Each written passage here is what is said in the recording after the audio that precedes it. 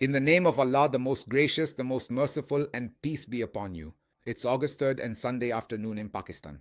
The most important news today starts with the first headline from Adiala jail, where Imran Khan has made his biggest announcement yet. Imran Khan has announced that Pakistan Tehreek-e-Insaf will not participate in the upcoming by-elections, will not field any candidates, and PTI candidates will not contest the by-elections.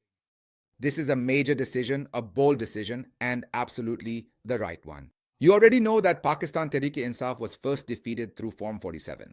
Despite that significant electoral outcome, the Pakistan Tehreek-e-Insaf political party still managed to secure the highest number of its dedicated members elected in almost every single assembly across the nation. Then, those seats were snatched through Form 47, and even though there was still a large number of Pakistan Tehreek-e-Insaf members present in the assemblies, now by getting them convicted in false May 9th cases and declaring their seats vacant, by-elections are being held on those seats. Imran Khan has now made it clear that Pakistan Tehreek-e-Insaf will neither give tickets to anyone nor field any candidates in these by-elections. This means that Pakistan Tehreek-e-Insaf will not participate in these elections. This is indeed a very timely and truly excellent decision. We will now proceed to show and thoroughly explain all the intricate details of this significant development to you. But first, we had actually presented something quite similar to you approximately 1 month and 5 days ago. Specifically, it was on June 28th, and the year was 2025, and what exactly did we present to you at that time? Please listen carefully. Today, Imran Khan should decide that Pakistan Tehreek-e-Insaf is having all MNAs and MPAs resign from all assemblies. Along with this, PTI's lawyers should submit in writing to all courts that they do not have confidence in them and will no longer contest these cases. Now, this is Hafiz Sahib's domain. He is the one who has to make the decisions. By writing their names, they should withdraw their representation from the courts in their respective cases. If Imran Khan Sahib remains within this system, I don't see anything coming out of it anymore. You heard it clearly. We had explicitly said that Imran Khan Sahib should now leave this system. We also tried to convey this message of ours to Khan Sahib, and my advice was that this system has now become completely rigged. The analysis I did on June 28, 2025 was at the time when the reserved seats were taken away from Pakistan Tehreek-e-Insaf in the Supreme Court of Pakistan. On that very day, I presented this analysis, gave my advice, and also sent my suggestion to Khan Sahib that if we continue to remain within this system, all we will be doing is providing legitimacy to it, because this system has done everything possible against us and has taken away from us everything that is rightfully ours, principally, constitutionally, economically, and socially. Whether it's our one seats, our mandate, any other constitutional right, or the pursuit of justice in our court cases, everything is being robbed from us. If we remain a part of this, the decisions will still go against us. But if we do not become a part of it, if we boycott it, if we step out of it, then at the very least, we will snatch away the carpet of legitimacy from under their feet. We will take away the ground of legitimacy from them. This was my advice. This was my analysis on June 28, 2025. I am glad that the announcement Imran Khan Sahib made today is excellent. And what he announced today is that now, in the by-elections, that is the elections being held under this current system and arrangement, Pakistan Tehreek-e-Insaf workers will not participate. Now, when I did this analysis that day, I also said that many of you will not agree with me. Many will say, remember, you resigned from the Punjab Assembly, you people resigned from the national assemblies in the same way, and that was wrong. Firstly, in my opinion, even then it was not wrong, but even if for a moment we accept that it was wrong at that time, it is not necessary that the same decision at two different times will yield the same result. It is possible that what was wrong then is not wrong today. The scenario today is that Field Marshal Asim Munir has taken control of the entire system, has secured an extension for himself by getting the 26th constitutional amendment passed, and along with that has taken over the courts, has actually broken up the Supreme Court, has separated the constitutional bench of the Supreme Court, has installed a dummy Chief Justice who cannot hear any case or assign any bench at his own discretion. Similarly, their own Chief Justices have established dominance over the high courts. They assign cases to their preferred judges, and all sorts of manipulation is happening within the courts. So when I said this on June 28th, I said it with the thought that now, if you contest your cases in any court, at the very least, your moral stance later will be that we were not even part of those cases. One-sided verdicts were given. But if you appear in those cases, if you argue knowingly, then when decisions are made against you, at the very least, you won't be able to say afterward that you didn't even participate in them, that they were one-sided. This was the reason I gave this advice.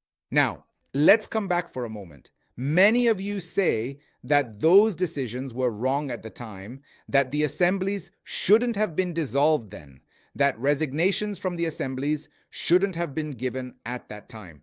If Imran Khan hadn't dissolved the assemblies or hadn't resigned from the assemblies or hadn't done what he did in Punjab, then how would Chaudhry Sahib have come under such pressure to be so openly exposed? If Imran Khan had played the same game, because remember, when Imran Khan was trying to dissolve his assembly, how Chaudhry Nizamuddin tried to stop him, made every effort, and the ISI put in all their strength. But even then, PTI, because Imran Khan was out of jail at that time, executed a coordinated strategy, and the ISI sector commanders at that time were completely outmaneuvered. They failed to stop it.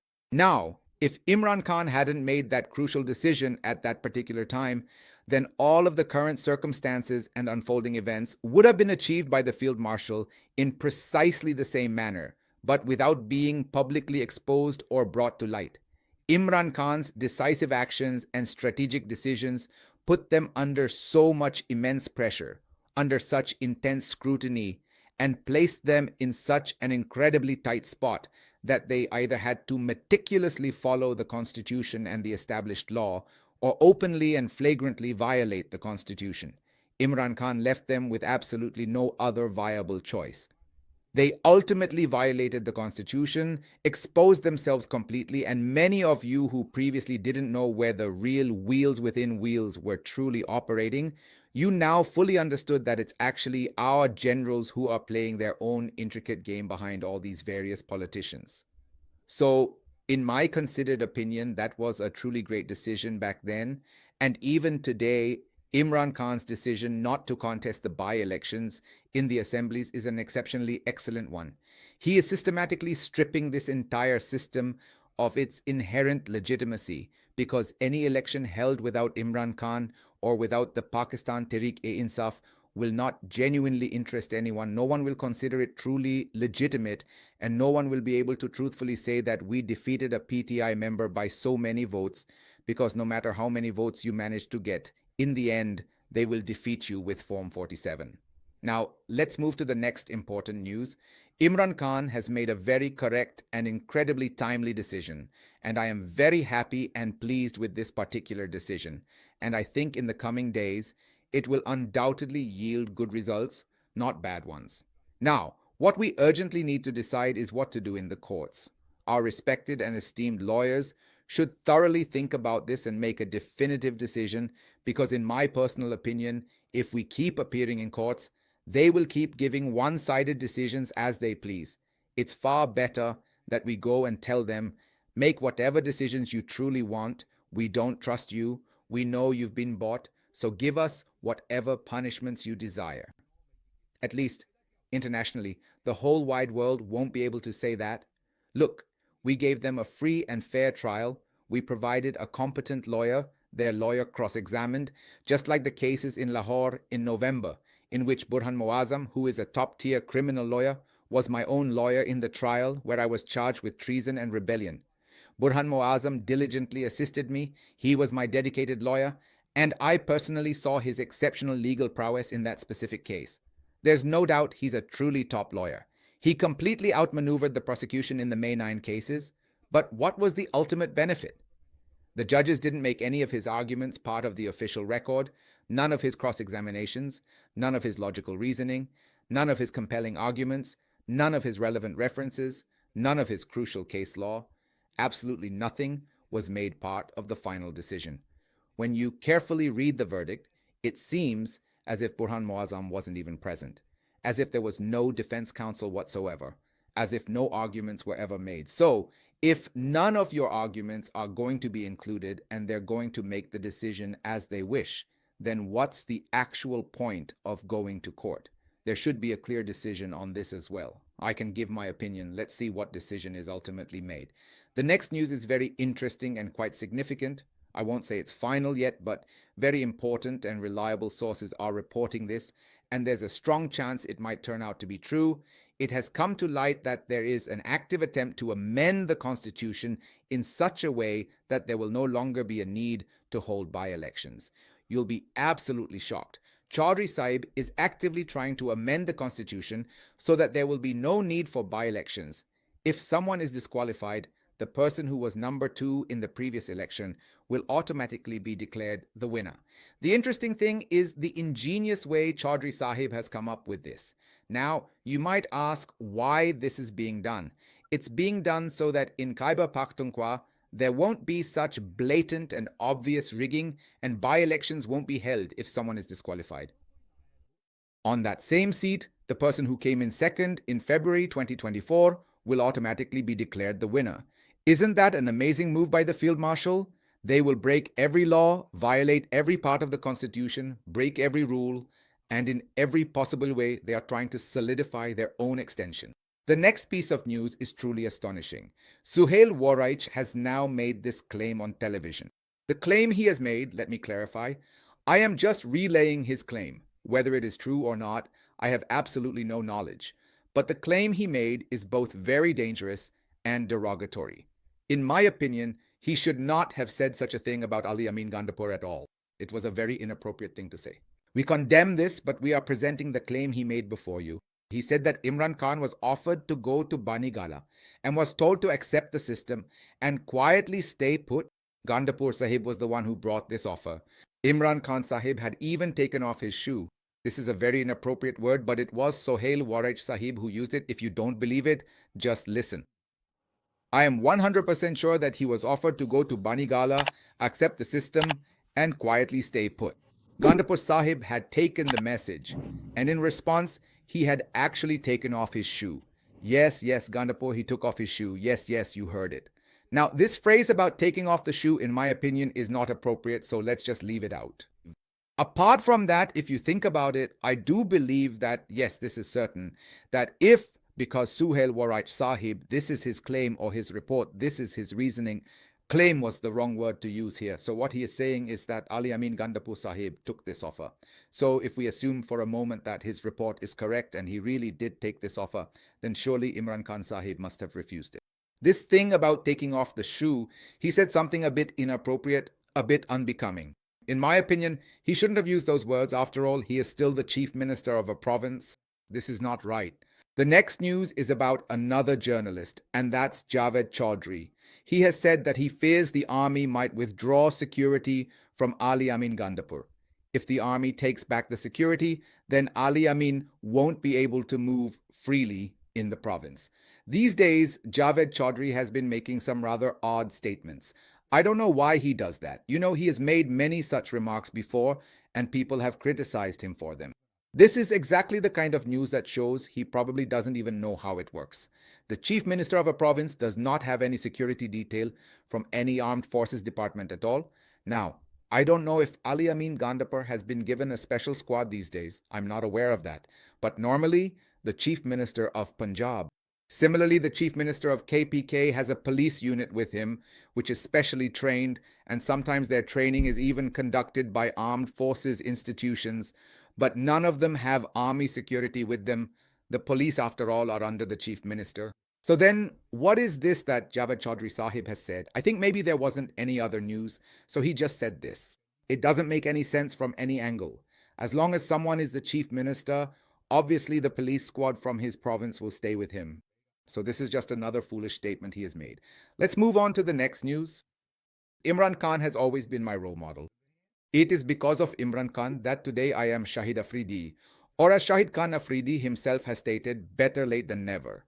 Our Chaudhry Nizamuddin Sahib had launched Shahid Afridi. He launched him to discredit Imran Khan, to discredit Pakistan Tehreek-e-Insaf on social media.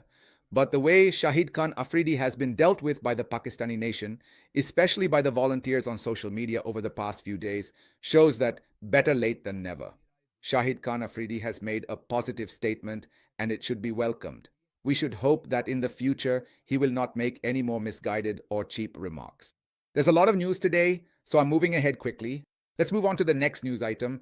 Before we delve into the upcoming news segment, I must make a very specific and rather urgent request to my esteemed editor because the nature of this particular news story is quite unique and demands a very particular visual presentation. On one side of the screen, I kindly ask that you prominently display Sanaullah Mastikhel Sahib, ensuring that his signature, well known, and instantly recognizable gesture is clearly visible and captured in its full essence. This is crucial for the impact of the segment. Simultaneously, on the other side of the screen, I request that you continuously rotate the visual model of those individuals who were so brazenly and ostentatiously showing off their metaphorical balls in the capital city of Islamabad, acting with an air of exaggerated self importance and an almost theatrical display of arrogance. This visual juxtaposition is essential. The reason for this specific request is that from this point forward, we will endeavor to ensure that whenever news of this particular ilk emerges, especially considering the current socio-political climate in Pakistan, where this act of showing off balls, for which that rather infamous monument was originally erected, has regrettably and quite conspicuously evolved into what can only be described as a national sport, a pervasive and deeply ingrained cultural phenomenon. And everyone, it seems, is now engaged in an intense, almost cutthroat competition to see who among them can raise their metaphorical balls the highest, demonstrating the most audacious and unbridled display of power and influence. Please raise this model with the balls a little higher, because Ataullah Qasmi Sahib, whom people affectionately call Baba Doka, holds them in even higher regard, sees them from an even loftier place. Now, I don't know if they go even higher than this monument. Where else could they go above that? I really don't know. If they go any higher, it'll become a dangerous affair. I mean, now don't let your mind wander off to other things. What I mean to say is, if they go up any further, may Allah grant them a long life. At this age, Qasmi Sahib wouldn't look good going up any higher, so it's better for him to stay where he is. I think it's fine up to the memorial. Please don't go any higher than that. Thank you very much. So this is just for himself because obviously he doesn't have access to Field Marshal Saib or President Trump or anyone at that level. Whatever Baba Doka Ji is supposed to get, he has to get it from Nawaz Sharif Sahib. So that's where he's standing, putting on airs. Please bring Sanaullah Mastikhel Sahib. Absolutely, his entry is warranted here. Keep him on the screen as well. Now let's move forward, take a look at the next statement. Nawaz Sharif is a very brave person. Please keep the model ready, because this news is such that a model can't be used with it. Two armed generals went to get his resignation, to which Nawaz Sharif replied that you can only get this resignation over my dead body. Now, it's not clear about those two pistols. One pistol was placed on one side of the memento, the other on the opposite side. Or maybe not. I'm not aware of the exact details. I can only make a guess. Or maybe Sanullah Mastikal Sahib can tell us. The way Baba Dokaji is taking up the matter, the way he is indulging the whims. Here, the poet is asking for something. He is saying, "Oh, Sheikh Haida, look." You might not know, but Baba Dokaji, our Ataullah Qasmi Sahib, was appointed to a very high position in PTV. Now, the allegations that were made against him, I was the one who made them. And afterwards, the court gave a verdict against him. These allegations were made against him by Mariam Aurangzeb Sahiba. An inquiry was conducted, and it was stated that Baba Dokaji used government funds to buy and consume Viagra pills and indulged in many other such hobbies. And when he was questioned about it, he said that he did it in the greater national interest. The court then ruled against him, stating that this act, which he claimed was in the greater national interest, or you could say when he couldn't raise it, he tried to keep it raised. For this, he was told to return the money. Whether he actually returned the money or managed to get away with it, I don't know. But that verdict did come against him, and if you search for Baba Dokaji on social media, you'll find this story everywhere. Ataullah Qasmi Sahib, like me, has quite a sharp tongue, and he mostly used it, his pen, himself, his talent. Although he is a very good writer, there's no doubt about it. He is a major personality in literature. He is an elder. We respect him in that regard. But because of this habit of his to keep things stirred up, in the past he has also been appointed as ambassador to several countries. He served as ambassador in countries where there was more entertainment and less work. So After spending his whole life catering to Nawaz Sharif's whims, Baba Dokaji secured very good appointments, received many favors, and indulged in a lot of luxuries. Now, I think these frail shoulders shouldn't have to bear the burden of catering to whims anymore, but he insists on spending the last years of his life doing just that. Now, these two pistol carrying men, I just don't understand them. If Baba Dokaji's journalists didn't have pistols, would they really be any less dangerous? Here, the drama itself is being crafted. Let me mention that he has also written plays. Notice how, in this drama, he has even placed pistols in the hands of the generals. Even though a general is just as dangerous without a pistol as he is with one, because a general is not going to go anywhere alone. When he goes, his troops will go with him, and when his troops go, they'll be carrying big guns. So General Saman loaded his pistol and placed one bullet here and another there on Nawaz Sharif's memorial. Please don't do things like this, Babaji, I request you. I would also request Nawaz Sharif Sahib that he is only going to expose you politically. So please just give them what they're asking for. We have received information that now there is consideration being given to awarding Baba Dokaji some kind of medal as well. Now, where exactly to pin his medal, I don't know. Because bring Sanaullah Masti Kel Sahib back, my opinion is give him this very medal because there's no other medal below this one that would suit him. So it appears that Babaji, a figure of some prominence, is expressing a strong desire to acquire a medal or perhaps attain a significant position of authority or recognition. This aspiration seems to be a central focus for him at this moment. Now, I must confess, I am fully aware that presenting this particular piece of news might strike many of you as rather awkward, perhaps even a bit peculiar. Indeed, I can almost hear your thoughts, a collective murmur of, why on earth is he dedicating our valuable time to this? And honestly, I completely understand that sentiment. Believe me when I say there are literally dozens, if not hundreds, of other news stories circulating, each with its own set of implications and details, stories that might seem far more pressing or relevant to the general public.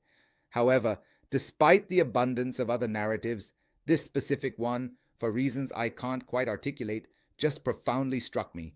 It resonated in a way that compelled me to bring it to your attention, even if it feels a bit out of place. Oh, and on a related note, I mean this sincerely. Please, let's not cut this segment again. There's a certain value in discussing even these seemingly tangential or less conventional topics. We can always find a way to integrate something like this alongside our more conventional news items, perhaps as a moment of reflection or a different perspective. Even if the subject matter revolves around such seemingly minor or personal aspirations, there's often a deeper human element to explore, especially when we consider situations where a person, perhaps facing immense challenges or disillusionment, finds themselves at the very precipice of giving up, on the verge of abandoning all hope or effort. In those moments, even the smallest aspirations or the most unexpected news can hold a certain significance, offering a glimpse into the human condition. And when someone reaches the point of giving up at this age, with all the tantrums, I'm talking about tantrums, then there are no limits left for a person. Nothing makes sense to him anymore. Then it's just like what Qasmi Sahib did all his life. Whatever he did, it was like that, with all due respect. But at least back then, people had something or the other. There was no social media, and Sanola Mastikal Sahib hadn't explained it yet. From today onwards, I'll give him the title of Professor of Chukiology. Yes, that's what I'll call him. The theory that Sanola Mastikal Sahib gave, that's why we'll call him Professor of Chukiology, the theory. So, at that time, neither did Sanaullah Mastikal Sahib explain it, nor was this model installed in Islamabad. Now, there's something I need to tell you. The model was broken, just so you know. Due to public pressure, the hands, both male and female, were broken off. But the two balls on top, those weren't broken. They were taken from that place and moved to a safe location. Now, I don't know, maybe, God forbid, Ataullah Qasmi Sahib might get his hands on them because he won't forgive that. Anyway, the next news is somewhat similar. There's another wrestler coming there. Now, instead of our Ataullah Qasmi Sahib, Sohal Waraich Sahib has come forward. The Prime Minister of Pakistan, Shehbaz Sharif, is involved in this. Mashallah, mashallah. Are these the same masmi as in fruit sellers, or is it something else? Let's bring in Sanaullah Mastikel Sahib as well, because this is the same kind of news. Well, he's not just a Sharif by name, but also by his actions. In the system of the state, He is the only personality who, despite being the chief executive, runs the hybrid style of government with a smile, without a wrinkle on his forehead, and he just keeps on running it smoothly. I mean, he keeps running it without a wrinkle on his forehead. Let's bring in the model too, because no one does it better. But I don't have any complaints about him because, by the grace of God, he's not that old yet. And anyway, his share is better in proportion. He can handle several memorable moments at once, can handle many tantrums at once. Even Sanola Mastikel alone can't fully explain him. His feats are even greater than that. But there's one thing I didn't understand here. When I saw all this about him, not wrinkling his forehead, I wondered, maybe he wrinkles somewhere else. I mean, maybe on his lips or somewhere else. Maybe he gets angry and the wrinkle shows up somewhere other than his forehead. Who knows? And then, who knows, maybe the previous ones have gotten rid of all their wrinkles. Well, only they can tell us now, because the matter is, once again, up to them. All right, the next news is similar. I told you the vlog would be a bit long. Apologies for that. The next news is also like this because today I have dozens of news items, but these two or three stories are of this kind. The next news is that the government and Jamaat-e-Islami have reached an agreement. Jamaat-e-Islami has announced the end of the Lahore sit-in and has also withdrawn its call for Islamabad. Bring in the model here too. By the grace of God, the leadership of Jamaat-e-Islami has done the same thing. They have also put the memorable moment aside. By the way, we had already told you that Jamaat-e-Islami would do exactly this, and let me tell you right now, for the next 10, 15, 20 years, Jamaat-e-Islami will keep doing this. Whenever the opportunity arises, whenever Jamaat-e-Islami finds itself in a decisive situation, this is what their leadership will do, because that's all they know. Just like our very respected elder Ataul Haq Qasmi Sahib only knows how to do that. And so does our Baraich Sahib Jamati Islami also only knows how to do this. They can't do anything else. Now the next news is about a woman, and that woman is my sister Mariam. So Sanola Mastikal Sahib and the model will not be brought in here because we give special consideration to respecting women. We'll explain this news in a different way, so listen. Under the leadership of Field Marshal Syed Asif Munir, the brave armed forces have added a golden chapter to the history of defending freedom. I won't say anything more about this. They have also put up a tremendous fight, just like Ataul Haq Qasmi Sahib, and along with that, along with Sohail Baraich Sahib. But as I said, she is our sister, so we will maintain the utmost respect. That's all we'll explain. We won't discuss this any further. Let's quickly move on to the next news item before we take your leave. And that news is, in front of Mohsin Naqvi, Imran Khan Zindabad, who will save Pakistan? Chants of Imran Khan were raised today. This happened during the Pakistan versus West Indies match, which was taking place in Florida. Sajjad Sahib, who resides in America, was there along with his companions, and they raised these slogans right in Mohsin Naqvi's proximity. Mohsin Naqvi was quite troubled by these chants, but obviously there was nothing he could do in America. No one could stop them, nor could they be silenced. So these friends thoroughly enjoyed themselves there, and in front of Mohsin Naqvi, they created quite a commotion with these chants in the stadium in Florida. There were more news stories, but we'll take our leave from here. We'll cover the other stories in the Punjabi blog. Please allow me to take my leave now. May Allah be your protector and helper. Pakistan Zindabad.